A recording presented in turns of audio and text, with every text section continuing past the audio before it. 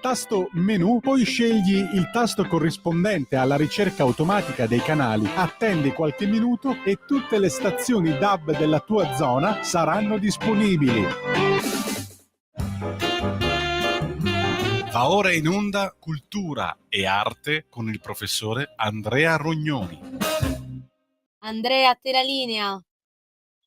Grazie alla regista Sveva, e oggi la scaletta è la seguente, ve la dico subito: dopo un obituario dedicato a Eleonora Giorgi e a Fulco Pratesi, gli 80 anni di Teo Teocoli, un referente assoluto della comicità italiana, Carnevaleide 25, un bilancio sul carnevale risorto, probabilmente lo possiamo dire, ma con un altro spirito, perché vi citerò un articolo uscito questa mattina sulla Repubblica: il potere è più sovversivo del carnevale. Allora deve essere successo qualcosa nell'interpretazione che diamo anche in Italia di questo fenomeno. Il congresso di antropologia che si è tenuto a Torino e a Milano, dal titolo eloquente Futuri, non più basato soltanto sullo studio delle tradizioni, ma sullo studio del futuro. Anche qui un ribaltamento. Come avete visto dal promo, Bologna Mare è rinata dopo 100 anni, la località marittima ispirata alla città di Bologna, Bologna Mare. Vedremo gli sviluppi, ma è stata una storia lunga e travagliata, né più né meno di Milano Marittima, che peraltro è situata proprio lungo l'Adriatico, lì vicino. Bologna Mare.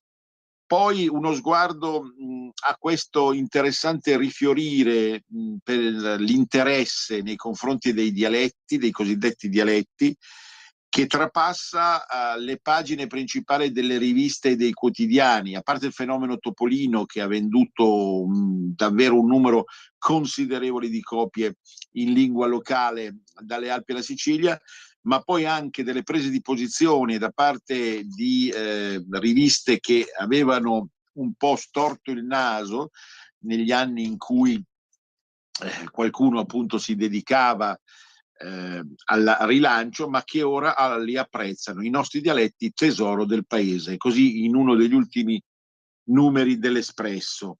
E poi ancora, per finire, il leghismo spiegato al popolo, Altusio e Grossio, i grandi padri moderni del federalismo.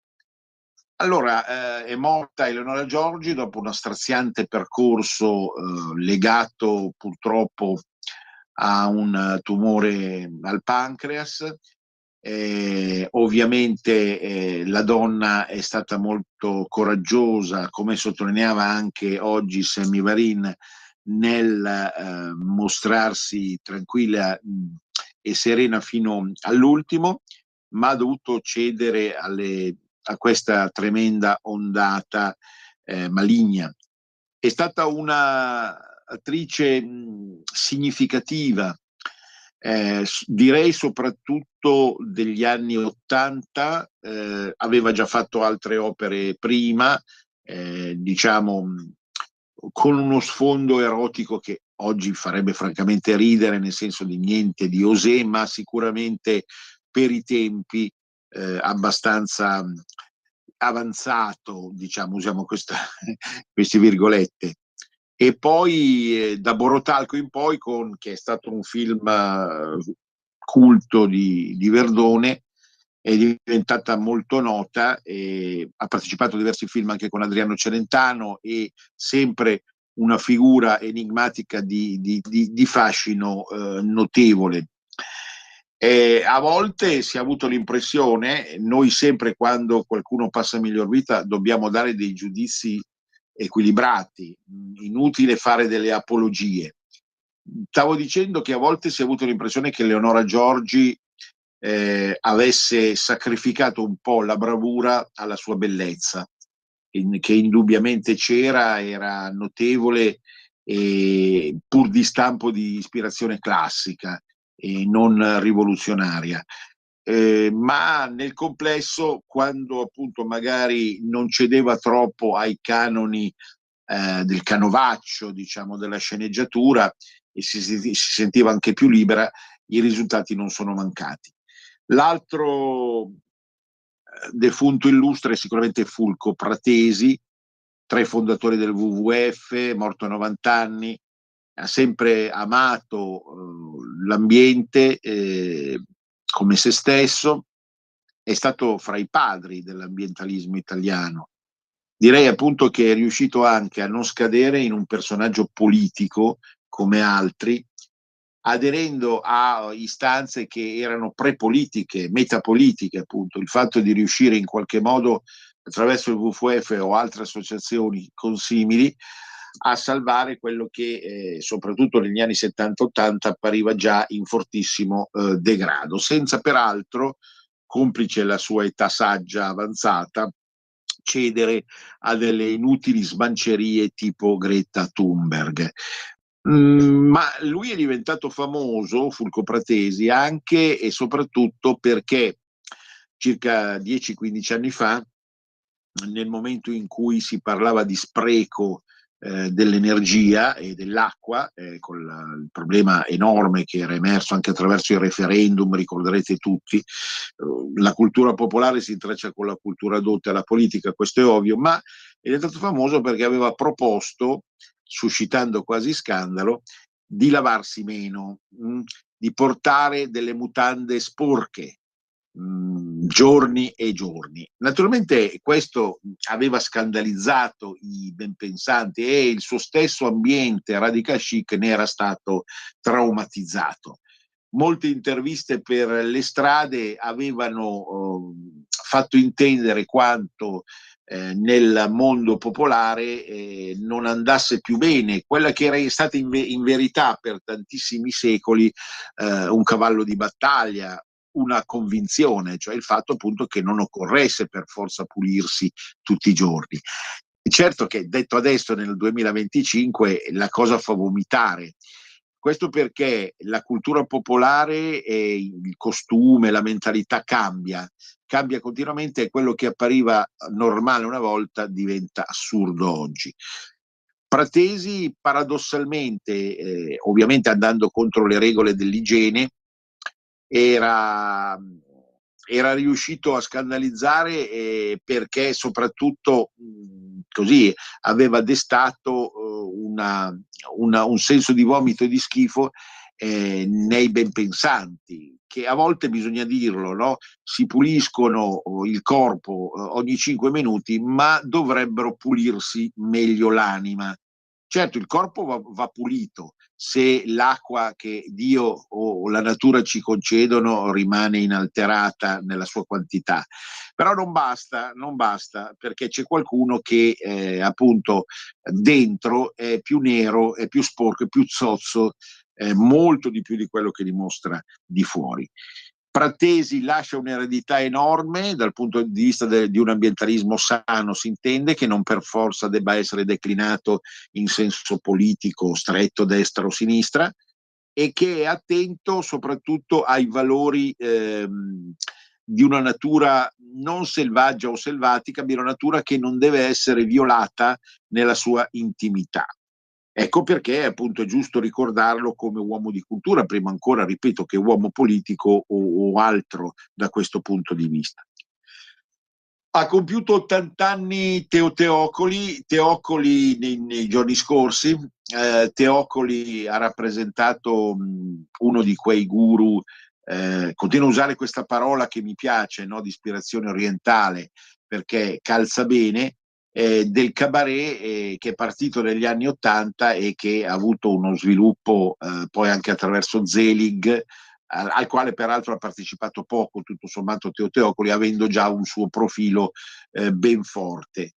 Le figure incarnate da Teocoli, compreso l'imitazione di Celentano, ottima direi, sicuramente la migliore rispetto al super molleggiato, col quale peraltro ha poi litigato ultimamente, ma ecco le figure, le altre figure anche meridionali, di accento meridionale, data poi la sua origine pugliese, ma naturalmente integrato benissimo nella Milano del boom, sono state tutte interessanti perché lui ha saputo finora, ma gli auguriamo altri 80 di questi anni, perché ne ha ancora la forza e la bravura, ha saputo incarnare proprio le varie anime dei popoli italiani, sia quello del nord, del centro e del sud, fornito appunto di questa trasmigrazione tipica della sua esistenza. Un uomo non privo, tra l'altro, di un certo fascino, anche quando poi ha recitato in qualche film, diciamo, più serio, si fa per dire, perché naturalmente quando uno si presenta da comico diventa difficile togliersi la maschera, no? Questo è ovvio. Però penso che Teo Teocoli a volte è scivolato anche su bucce di banane, la famosa imitazione di Albertini, seminudo, appunto, a qualcuno non è piaciuta, ma certamente ha sempre cercato di irridere i vizi, i tic del mondo italofono, e questo comunque ci ha convinto. Il carnevale del 2025, ma tutto sommato il carnevale non muore. Pensavamo che sotto i colpi biechi, perfidi dell'intelligenza artificiale, del mondo virtuale, di una società social e socializzata in quella maniera lì, il carnevale potesse davvero esalare l'ultimo respiro, ma non è stato così, perché grande successo i carri a Viareggio, buon successo anche a Fano, a Ivrea. Io li ho visti tutti questi carnevali, mi sono peritato da giovane, ora come si dice non ho più l'età, di andare a vivere delle giornate epiche, indimenticabili, a Ivrea, a Fano, a Venezia. Personalmente, se dovessi fare una classifica, metterei sempre al primo posto Viareggio proprio per i carri, senza i quali il carnevale, vedete, secondo me, soprattutto nel mondo italofono, rischia di diventare afono, perché le maschere sono sicuramente interessanti e a Venezia sono bellissime, battono quelle degli altri posti, però non basta, perché il carnevale già di sua natura si pone come contropotere, no? Come irrisione e satira del potere. Però oggi è uscito un articolo di Nicola La Gioia sulla Repubblica che ci ha abbastanza convinto, dal titolo "Se il potere è più sovversivo del carnevale". Viviamo tempi in cui la regola aurea della festa è stata cancellata, Ora sono i forti che sbeffeggiano i deboli, perché l'abbiamo detto tante volte da queste onde, in 30 anni di militanza radiofonica. Abbiamo detto che il carnevale in tutto il mondo si pone, anche quello di Rio ovviamente o altrove, si pone come volontà di beffare il potere. Ecco, tra l'altro mi avvisa la regista che è stata anche lei al Carnevale di Venezia, e sicuramente anche a Venezia si è riusciti in questo intento di sbeffeggiare il potere.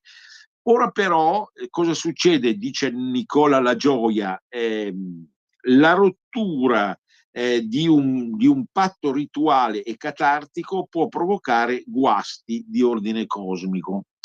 Cioè, che cosa ci ha voluto dire con questo articolo Nicola La Gioia, tra l'altro già responsabile del Salone del Libro di Torino, scrittore? Ci ha voluto dire che il potere in questi ultimi tempi, direi a partire dal 2000 in poi, e in tutte le sue forme, dall'eurocrazia al nuovo americanismo, al russismo, al panrussismo, al panslavismo, alla protervia comica del mondo ucraino a sua volta, per arrivare anche al mondo italiano. E qui basterebbe ricordare anche a Nicola La Gioia, che non l'ha ricordato, il Covid, come è stato gestito il Covid, ha un po' risposto malamente, no? Come si dice a Napoli, malamente all'irrisione del carnevale. E ha detto: c'è qualcuno che ci vuole prendere in giro, beh, adesso noi diventiamo ancora più forti, la governance diventa ancora più forte, proterva, cattiva, e così vi facciamo vedere, ecco, se vale la pena davvero irriderci attraverso queste forme popolari.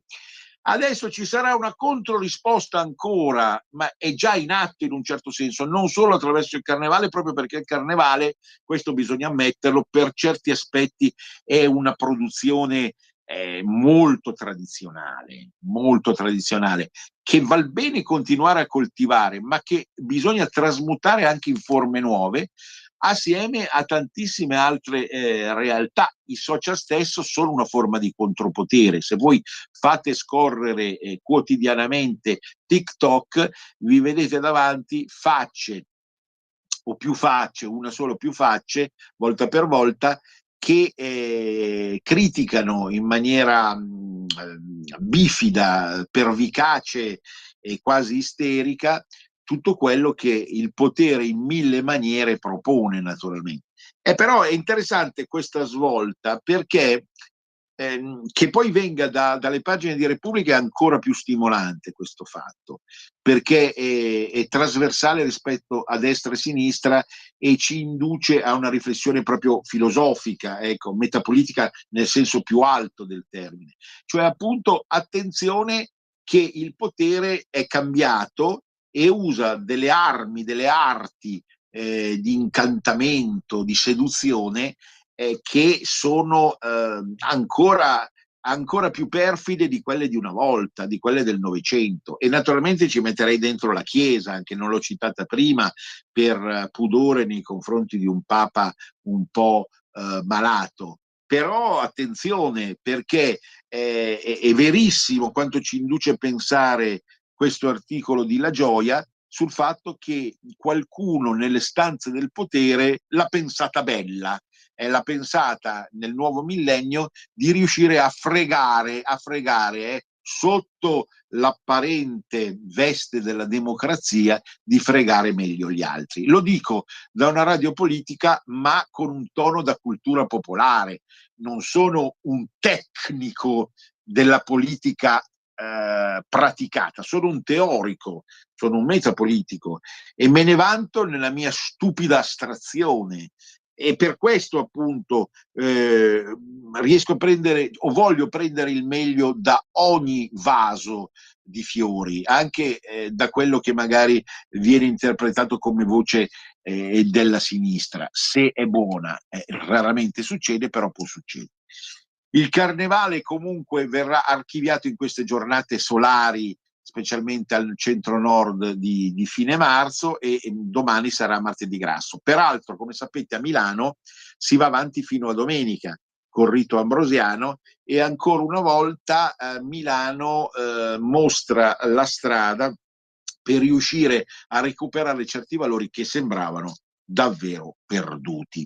E vi dicevo 2 minuti fa, c'è questa novel vague della cultura popolare che vuole guardare ad altri strumenti, ad altri mezzi, per riuscire anche un po' a rinascere, e non soltanto quelli tradizionali. Guai se guardiamo unicamente al passato. L'hanno capito gli antropologi ed è stato celebrato nell'ultimo fine settimana il congresso di antropologia. È stato celebrato a Milano e a Torino con un titolo inquietante: Futuri.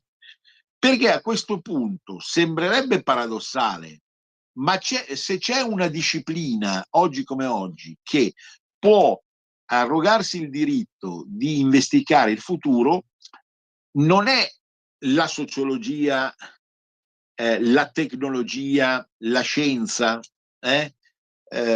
o che so, la futurologia, ma è proprio l'antropologia. Perché gli antropologi, e lo hanno dimostrato molto bene in questo congresso ben articolato, che si è tenuto tra l'altro anche nell'aula Riccardo Massa. Io ebbi come docente alla Statale Riccardo Massa, grandissimo antropologo e pedagogista, e poi c'erano anche altre location a Torino, all'Università Bicocca, eccetera, ma quello che importa e che è emerso appunto in questo titolo Frammenti del futuro è quanto l'antropologia può aiutarci proprio perché conosce bene il passato e sa mettere a frutto questa conoscenza del passato, può farci capire che cosa succederà in futuro, che cosa succederà attraverso l'intelligenza artificiale, attraverso alcuni elementi di varia natura che riguardano l'ambiente, ne parlavamo poco fa per Fulco Pratesi, che riguarda un presunto progresso nei mezzi di circolazione e di velocità. E in particolare alcune relazioni di questo congresso sono state votate all'indagine contro i pericolosi atteggiamenti antiscientifici che percorrono i nostri tempi. Vi dicevo poco fa sui social, certo c'è molta antiscienza, ma c'è molta antiscienza perché c'è anche una cattiva scienza, e questo l'antropologia lo ha capito. Non è attraverso solamente delle formule matematiche, quelle che volgarmente chiamiamo algoritmi, che noi possiamo indagare il presente, il passato e il futuro, se no rischiamo di fare le figure dei peggiori astrologi e dei peggiori meteorologi.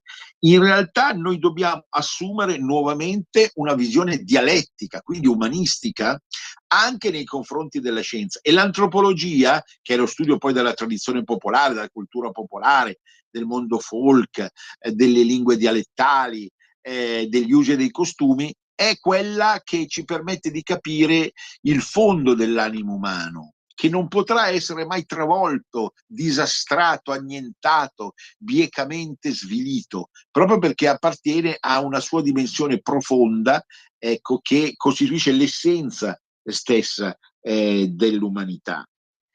Quindi questo congresso di antropologia, di cui hanno parlato anche i principali quotidiani, tra l'altro è stato coordinato, è stato chiamato Anthropology Day da Ivan Barnia, un giovane studioso di antropologia che si farà conoscere meglio in futuro sicuramente, è stato connotato proprio da un grido di speranza che in qualche modo riesca a battere tutte le stupide illusioni proposte proprio dalla peggiore politica di cui parlavamo un po' di tempo fa. Quindi vi dicevo, questo congresso epocale. Ma io vorrei venire adesso al promo di oggi, perché c'è una bella questione dietro. Bologna Mare. Più di 100 anni fa venne, e ne avevamo parlato da queste onde, in una delle trasmissioni degli anni 10, venne proposta la fondazione di Milano Marittima. Milano Marittima è stato un grande successo. Mi ricordo da ragazzo, erano gli anni 70-80, nonostante io avessi sempre frequentato il mondo versigliano. A proposito, presto avremo da queste linee una voce significativa della Versiglia, ma avendo frequentato quindi altri lidi e non il mondo adriatico, non perché minus abens l'Adriatico, ma perché così, insomma, per tradizione familiare eravamo legati sempre, i rognoni, alla costa apuana e tirrenica. Ecco, quando potei conformarmi ai gusti sociali dei miei coetanei, non potei non andare anche a Milano Marittima. Il Milano Marittima era diventato il clou assoluto, perché proponeva di trasferire il gusto, la verve, l'essenza stessa della vita ambrosiana, della vita di Milano d'inverno, trasferirla d'estate lì a Milano Marittima. Io devo dire grandissimo successo, e nel cuore di molti milanesi tanti ricordi legati a Milano Marittima, ricordi legati alla pineta di Milano Marittima, ad alcuni alberghi che, pur non essendo costosi, perché questa era un po' la logica del tempo, offrivano tanti servizi amatissimi dai giovani, e poi lo struscio, il lungomare, una vacanza in libertà. Ma lì vicino ma lì vicino si volle costruire anche Bologna Mare. Bologna presa dall'invidia nei confronti di Milano, ma noi siamo di Bologna, non possiamo essere meno della capitale morale, no, economica, e quindi facciamo Bologna Mare. E l'idea nacque di farla alle foci del fiume Savio, che tra l'altro è un fiume molto particolare perché assieme al fiume Serchio segna idealmente, e poi la linea passa anche attraverso gli Appennini tosco-emiliani, la divisione fra la parte continentale dell'Italia e la parte più propriamente peninsulare.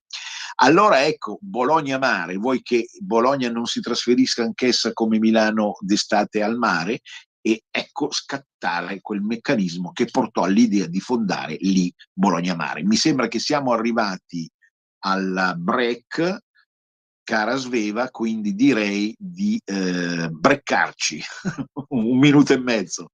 A dopo! Stai ascoltando Radio Libertà, la tua voce libera, senza filtri né censure, la tua radio. Stai ascoltando Radio Libertà, la tua voce libera, senza filtri né censura. La tua radio. A te la linea, Andrea. Grazie. Bologna Mare. Bologna, rispetto alle foci del fiume Savio, che scende giù ovviamente dalla Romagna interna, non è molto lungo il corso del Savio, e sfocia praticamente appunto tra Ravenna e Rimini, a nord di Cervia e di Milano Marittima. Da Bologna diciamo un 100 chilometri, poco più, e un'oretta e un quarto di percorso, tenendo conto ovviamente delle strade di allora che non erano l'autostrada, ma adesso anche meno, poi dipende dal traffico, da 10.000 fattori. Però cosa successe? Allora l'idea era quella, appunto, abbiamo detto, di trasferire tutto il meglio del mondo bolognese anche dal punto di vista degli usi, costumi, ma e della cucina, delle scelte culinarie, perfino di certe atmosfere delle vie del centro, trasferirlo appunto d'estate. Erano gli anni 20 del secolo scorso, si badi bene, quindi eravamo all'inizio, che so, dell'epopea chiamata, fra virgolette, fascista, e poi insomma di un mondo che certamente si modernizzava e cominciava a chiedere ai propri cittadini di, come si dice al nord, quando sono stato a Roma spesso, cara Sveva, appunto il verbo non è conosciutissimo, di puciare il sederino in mare. E così naturalmente finalmente i bolognesi avrebbero avuto. Perché fallì allora, 100 anni fa, quel sogno sembrò effettivamente fallire? Perché bisognava investire un sacco di soldi e lo stesso fascismo incalzante non vedeva di buon occhio questa operazione per tantissimi motivi, tanto che il noto responsabile di tutta l'Ambaradan, chiamato Duce, andava a soggiornare a Cattolica, che era diventata appunto una sorta di novella Roma anche dal punto di vista della fede cattolica e cristiana. Moltissime sono le foto del Duce lì a Bagnomaria nell'Adriatico di Cattolica. Ma a parte questo aspetto, che comunque non è stato neanche quello decisivo, si trattava comunque di riuscire a costruire una città del sole, una città del mare, che essendo già in atto la costruzione di Milano Marittima, sarebbe risultato un misero doppione e quindi da questo punto di vista, non per difendere le mie radici milanesi, i milanesi sono stati più furbi e quindi hanno piazzato nell'unico spazio disponibile fra Ravenna e Rimini, perché poi ci sono le pinete da una parte, in Cesenatico in giù si va verso il Riminese vero e proprio, che era già sovraffollato, e altrove non si poteva. E allora di conseguenza questo mito, questa volontà di costruire Bologna Mare è crollata. Ed è nato Lido di Savio ed è rimasto per 100 anni con questa denominazione. Certo, così come siamo stati molti a Milano Marittima, siamo stati anche a Lido di Savio. Devo dire una cosa che non deve dispiacere a chi ci abita o a chi gestisce diciamo così, dei locali a Lido di Savio. Il problema oggi è superato.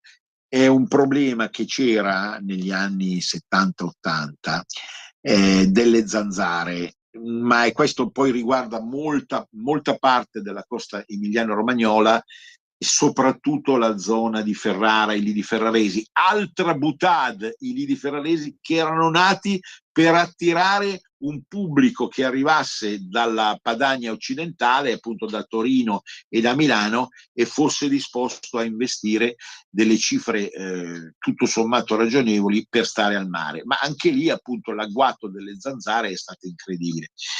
E superato quel problema, Lido di Savio negli ultimi comunque 20-30 anni è una delle località più gettonate della costa. Però appunto qualcuno si è chiesto, ma perché non tornare a chiamarlo Bologna Mare? Cioè riprendere dal cassetto quel meraviglioso sogno della Bologna marittima, da Bulenia, stavo dicendo in dialetto, Bulenia, della Bulenia che sta sul mare, e fare in modo appunto che gran parte della popolazione del capoluogo della regione venga, insomma, sia convogliata d'estate, o perlomeno d'estate non solo, perché poi ci sono stagioni a volte anche anticipate ad aprile, maggio, per arrivare a ottobre-novembre. L'aria di mare fa sempre bene, no? Questo è poco ma sicuro. Quindi la possibilità di riuscire. E allora sono nate, per volontà della giunta del mondo saviese, sono nate appunto alcune idee, come appunto ricostruire i cartelli, come avete visto nel promo, appunto con su scritto Bologna Mare. Quindi in pratica si vorrebbe a poco far ritornare il nome originario Bologna Mare, anche perché il Savio, insomma, è quel fiume che insomma è un po' responsabile di acque che purtroppo, non per infierire sui responsabili politici della regione in questione, ecco però che negli ultimi 2 anni non hanno fatto una scena particolarmente, non hanno svolto una scena edificante, convogliando appunto le acque di questi fiumi, compreso soprattutto il Savio, in maniera torrenziale, si dice, insomma, ma in maniera molto vorace, con tutto quello che si trascinava dietro verso il mare e provocando numerosi danni. Ma nel complesso la querelle resiste molto e bisognerebbe pensare, al di là delle scelte politiche dirette, di come orchestrare effettivamente una città del mare che si rifaccia a Bologna e che riesca a superare, diciamo così, il braccio di ferro tra il mondo ravennate da una parte, che conosco anche quello abbastanza bene, i lidi di Ravenna, tutte zone interessanti per quello che il mondo adriatico può offrire, che è molto diverso da quello tirreno, e da una parte, e il mondo riminese, riccionese dall'altra, cattolica, eccetera, quindi che è, diciamo, è più noto dal punto di vista proprio della tradizione marittima. E riuscire quindi in qualche modo a ridare fiato a un turismo che, signori, langue, è inutile nasconderlo, anche in conseguenza proprio di quelle brutte esperienze legate prima al terremoto e poi a queste alluvioni, doppia, tripla alluvione, ecco, che si è registrata negli ultimi anni. Quindi riuscire a trovare effettivamente lo dico in nome di una cultura popolare che deve in qualche modo riappropriarsi anche della dimensione turistica, perché se il turismo non è popolare, non è turismo, ma non popolare, non pensate così ai prezzi ridotti con patatine e würstel, come alcuni deliziosi turisti tedeschi vorrebbero, ma voglio dire popolare nel senso più ampio e corposo del termine, come volontà appunto di riuscire a riarmonizzare gli abitanti della pianura padana con la loro costa, con le loro rive, con i loro mondi marittimi, che certamente sono stati bersagliati già da tante brutte esperienze. Ricorderete anche l'isola delle Rose, perché secondo me la zona è anche un po' sfortunata, non pensate solo così ai mitici anni 60. L'isola delle Rose era un'isola che era stata programmata al largo di Rimini e che doveva essere la Bengodi della discoteca e della disco music, ma non andò anche in questo caso nella maniera giusta. E allora quindi bisogna ripensare un po' tutta la costa in maniera tale che effettivamente riconquisti il successo che ha perso, perché diciamo la verità, molti bolognesi vanno in Sardegna, vanno in Puglia o vanno alle Seychelles, alle Maldive e quant'altro, alle Canarie, eccetera. Quindi riuscire, ecco, questo è un po' sempre stato il vero obiettivo del nostro discorso, cioè riuscire a ridare un senso del vivere nel nostro mondo padano, nel nostro mondo italiano.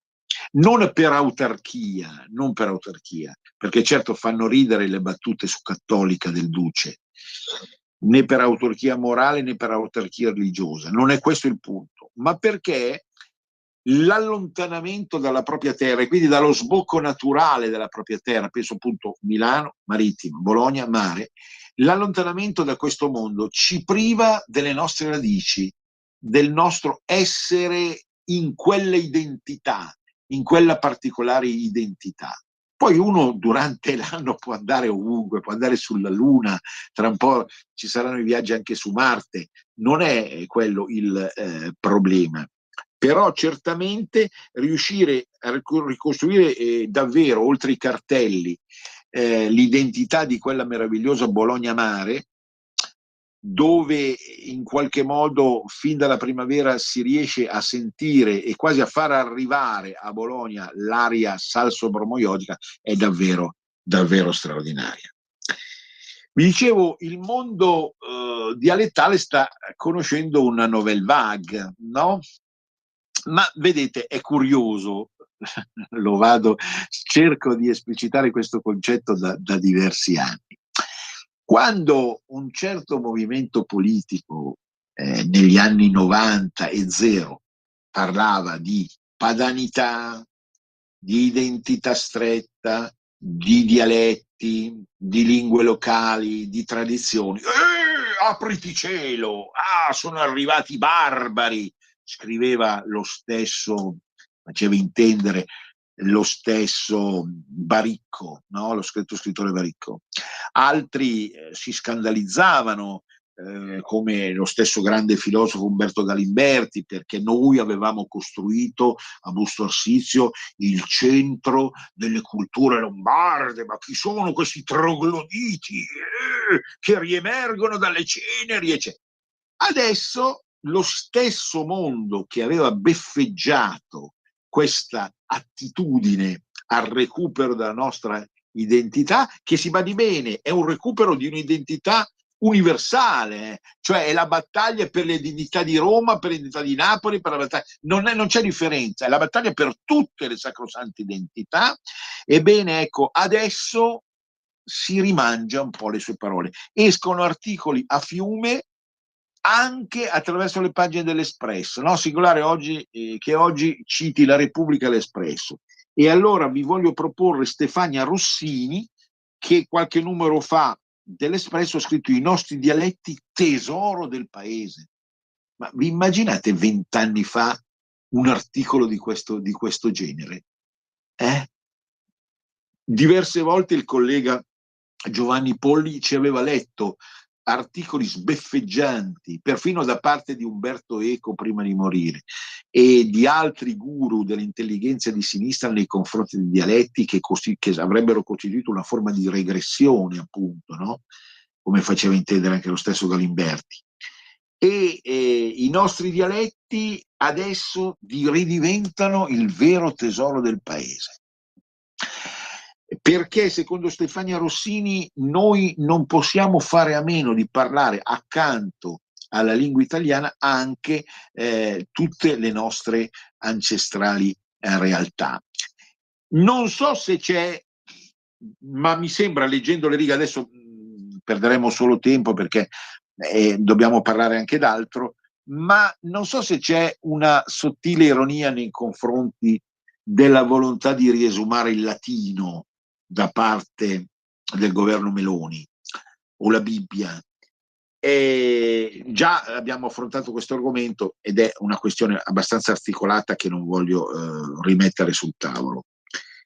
Però sicuramente c'è una tendenza da parte del mondo culturale di sinistra, una tendenza per ripicca, insomma, a trovare giusto quello che una volta era sbagliato e viceversa. E quindi adesso mi sembra di capire che sulla scorta anche di alcuni successi ottenuti proprio nella regione Emilia-Romagna, c'è la volontà appunto di riscoprire qualcosa che si opporrebbe a una cultura ufficiale, naturalmente, che passa attraverso appunto una visione istituzionale tipo Made in Italy o robe di questo genere. Naturalmente noi dobbiamo stare attenti a tutte queste operazioni di basso cabotaggio che quel tipo di cultura giornalistica, politica e informativa sta mettendo in atto.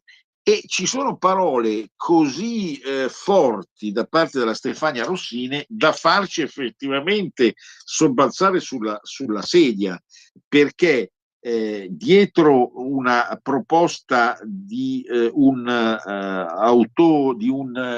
lettore appunto che dice cosa pensa dei dialetti, la Stefania Rossini appunto dice ma per carità sarebbe un guaio se noi li perdessimo. Adesso vi accorgete di questa faccenda che noi avevamo allertato già verso la fine del Novecento. Adesso vi accorgete che si tratta di un bene preziosissimo che appartiene a quella cultura popolare che voi di sinistra avete usato ai fini del marxismo. Il marxismo non è una cultura politica autenticamente popolare, già nelle sue radici è radical chic, perché Marx se ne strafotteva dei poveri, no? Li usava come feticci per costruire la sua meravigliosa trama metapolitica. Questo ci permette di affrontare l'ultimo argomento di oggi, appunto, che per la serie Il leghismo spiegato al popolo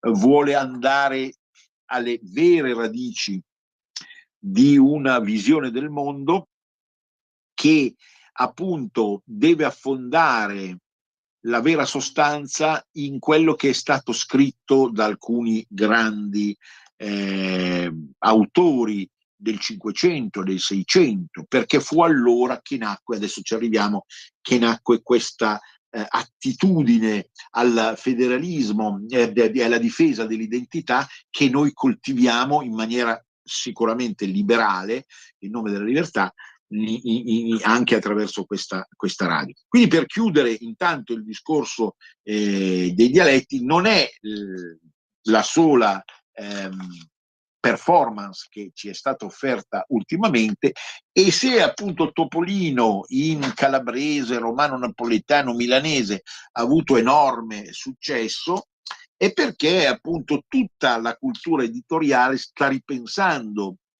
al senso ultimo dell'impiego effettivo dei cosiddetti dei cosiddetti dialetti, che peraltro anche attraverso i social hanno avuto una reviviscenza interessante.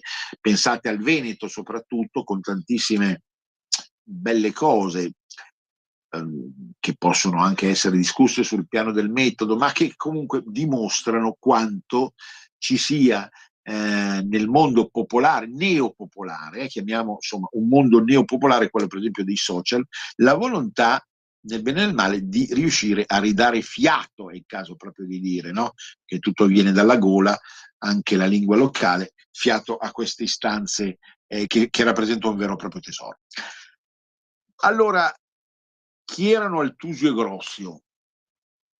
In una delle scorse puntate vi avevo parlato del federalismo nel mondo antico, avevo citato il patto che era stato fatto a Rieti di tutti i popoli italici contro Roma, una sorta di Pontida dell'antichità. Avevo citato il mondo greco, che era riuscito attraverso rivalità ataviche, per esempio fra Atene e Sparta, ma anche tantissime altre città, a costruire una realtà policentrica, no? Che sicuramente si ispira ai principi assoluti che sono dentro l'animo umano fin dall'antichità.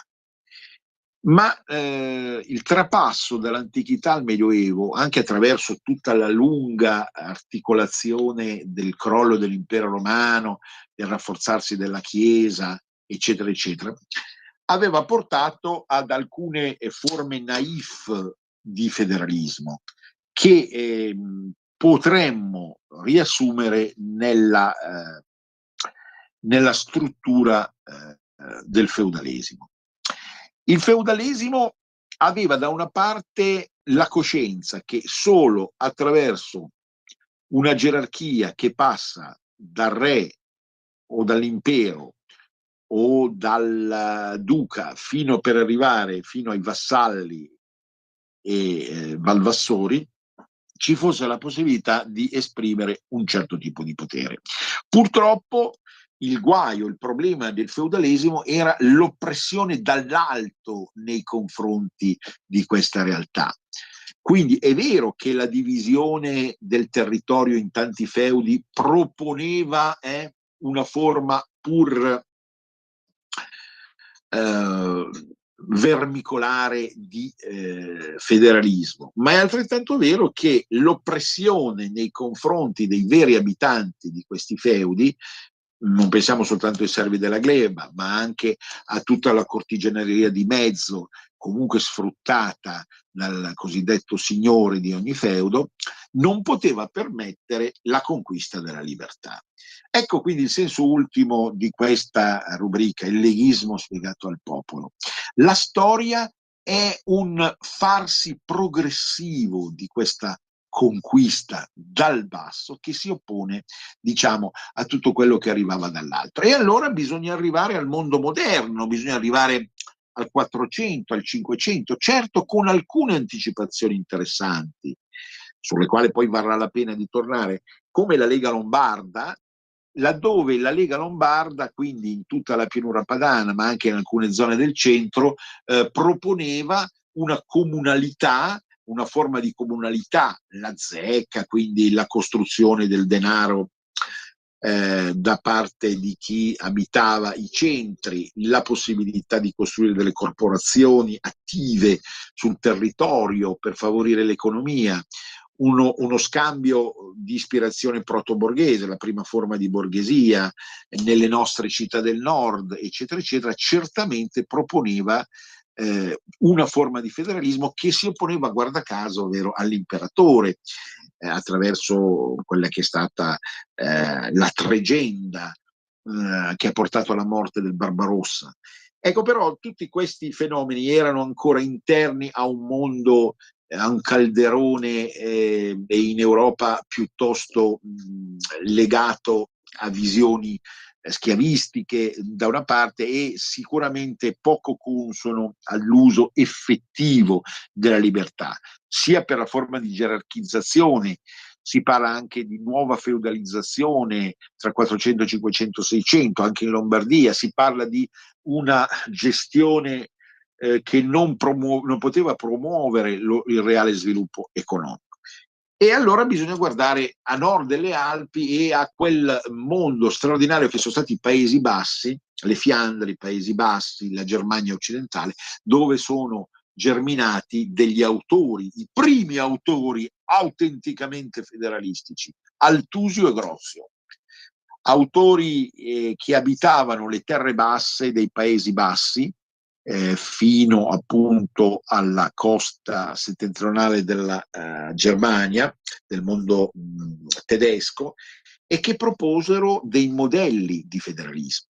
Certo, la stessa nascita dei Paesi Bassi, che sono una nazione non molto grossa, diciamo potrebbero, per capirci, comprendere territorialmente come grandezza il Piemonte, la Lombardia e l'Emilia occidentale, a stento per la verità, anche proprio calcolando anche una fetta delle Fiandre belghe, ma comunque avevano già fin da allora la concezione di una convivenza fra comunità diverse, che parlavano delle lingue dialettali diverse e che riuscivano a convivere sulla base di una forte municipalità. Tutto questo venne visto da veri e propri maestri del pensiero federalista come Altusio e Grosio, come il modello su cui, attenzione, questo è molto importante, questo passaggio, il leghismo spiegato al popolo, il modello sul quale si poteva controbattere che cosa? Quel mercantilismo, quel prima forma di capitalismo che era germinato nel mondo inglese, nel mondo francese e nel mondo spagnolo. Ecco, che erano dei monoliti nazionali tesi a sovvenzionare i mercanti da parte dello Stato, impedendo lo sviluppo autonomo delle aziende, sia delle aziende a sfondo di navigazione, sia a sfondo di commercio e di artigianato, prima che nascesse la vera industria moderna. Quindi il modello dei Paesi Bassi è un modello che ancora oggi rappresenta l'eredità di quella grande intuizione di Altusio e Grosio, che, parole loro, si fondavano sull'idea di comunità conviventi, di piccole comunità conviventi, il segreto ultimo, se ci pensate bene, di quello che diventerà il leghismo. Quindi, signori, non solo il leghismo rappresenta la forma più antica della contemporaneità.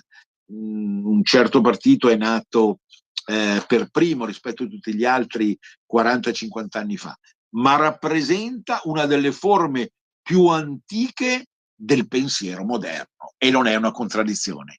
Io mi fermo qua e ringrazio ovviamente la regista Sveva e tutti quelli che mi hanno ascoltato. Venezia risorga, risorga Venezia per sempre. A risentirci.